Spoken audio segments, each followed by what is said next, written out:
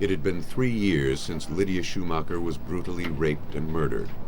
The only suspect was cleared of all responsibility, and the case sat on the shelf collecting dust. But by 1991, science had advanced enough to warrant another look at the case. Serologist Donna Stanley from the Texas Ranger Crime Lab felt that the new technologies held promise. We still had a little bit of evidence left, kind of hanging on to it, hoping that as a new technology came along, we might then be able to apply this evidence to that new technology and gain, yet again, some more information.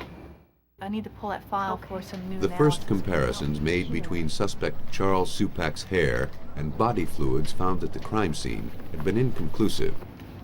Forensic examiners had done all they could do. But since the initial investigation, a revolutionary new method for analyzing DNA had been developed. Called PCR, it enables scientists to get DNA from tiny samples like a single strand of hair or a speck of blood, something they could never do before.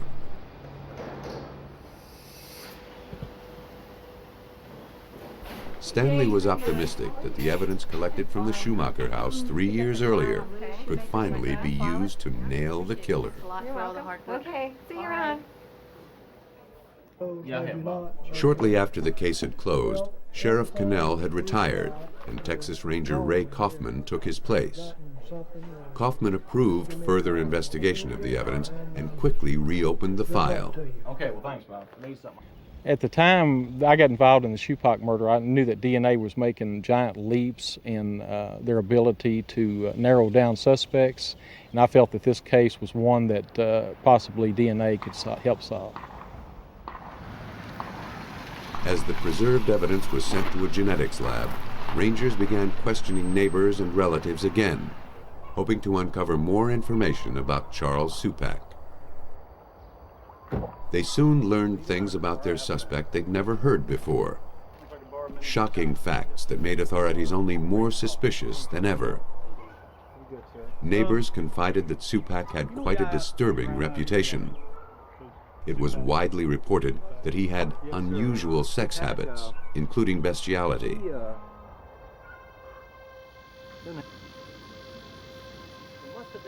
But the most helpful information came from a man who recalled a strange and frightening night with Charles Supak.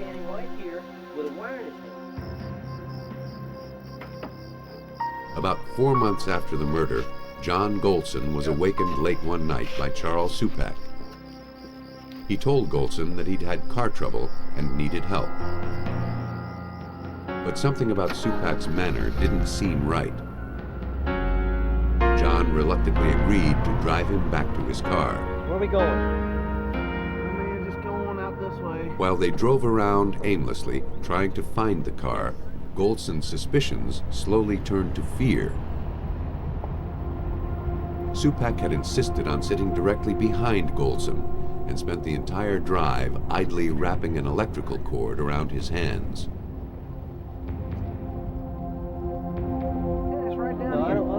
Supak finally directed Golson to a remote area, but when they arrived, his vehicle was nowhere to be seen.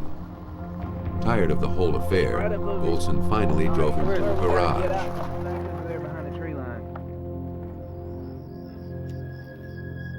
When Golson got home, he still felt uneasy. He and his wife inspected the grounds and found that their phone lines had been cut.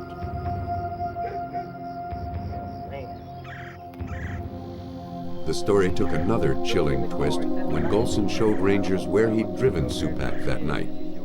Golson had no idea of the significance of the spot, but its importance didn't escape the Rangers.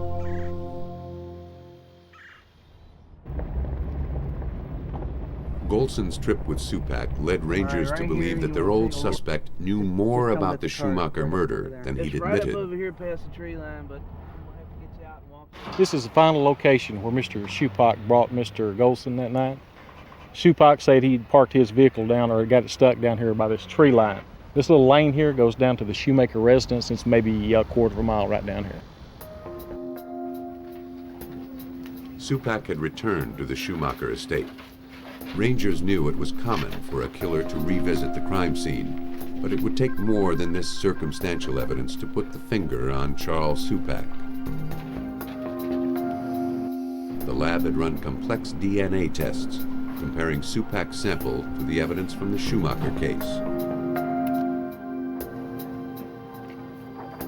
Finally, on March 8, 1992, the results came in.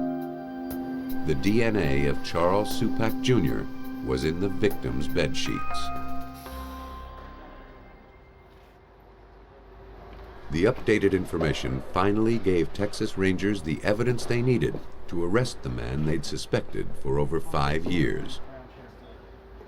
Once again, he was in another Texas county jail for vehicle theft. Faced with the undeniable DNA evidence, Supak admitted to raping and murdering Lydia Schumacher.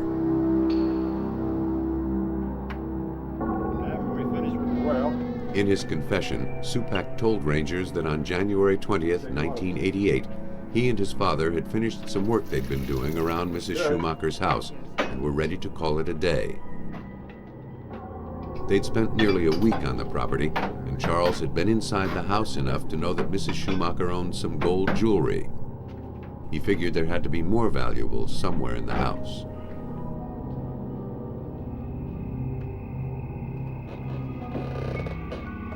That night, Supak returned. He claimed he'd been driving around looking for something to steal when he thought of Mrs. Schumacher.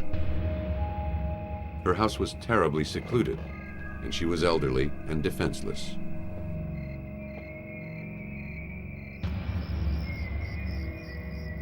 The house was quiet when he arrived, and getting in was easy. He'd left a pipe in the yard that day. Now it was the perfect tool, and soon it would be the perfect weapon. Once inside, the prowler had a look around.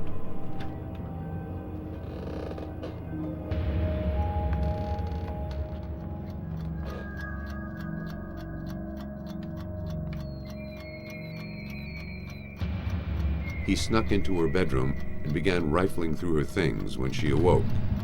Supak reacted by beating her in the head with the pipe.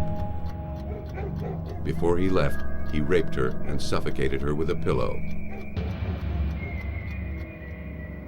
It took nearly 5 years, but Charles Supak Jr. was finally convicted and sentenced to life for the murder of Lydia Schumacher. The conviction was a tribute to Ranger tenacity, as much as it was a victory of hard science.